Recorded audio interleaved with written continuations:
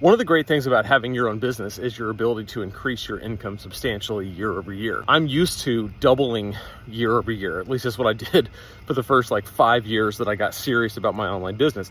It doubled again. 1 year it tripled, then it doubled. And I thought that was pretty cool. In fact, I was really proud of myself until I read a book called 10X is Easier Than 2X. And I'm not talking about Grant Cardone's book, different book. In this book, Dan Sullivan talks about how 2Xing or doubling your outcomes is actually harder than 10Xing.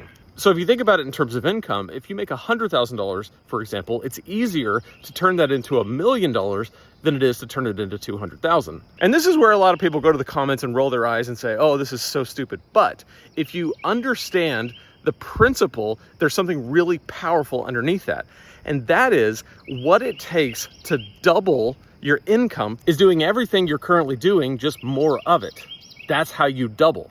And that's really what I did for the first long time in my business. I did create leverage and scale, but what it required was me doing more of all the things I was already doing. And so on the one hand, I was super excited that I was doubling my business. On the other hand, I was a little bit bummed thinking, am I gonna have to double my efforts again in order to double this again this year? I mean, I was willing to do it because the dollars were showing up, but it seemed like a treadmill that I wanted to get off. To make 10 times the amount that you're making now, you actually need to do more elimination than addition. You need to eliminate every single thing you're doing that is not a full-blown income-generating activity. But even more important than that, you have to get rid of everything that is not in your exact unique ability. The thing that you do the best, the thing that you enjoy the most, and the thing that produces the most results in your business. The author of The Big Leap calls this your zone of genius. It's the thing that you do best that produces the most results. This doesn't require doing more of what you're already doing. It actually requires more focus on the things that are driving the biggest results. And so for me, what this process has looked like is getting rid of anything that isn't in my zone of genius.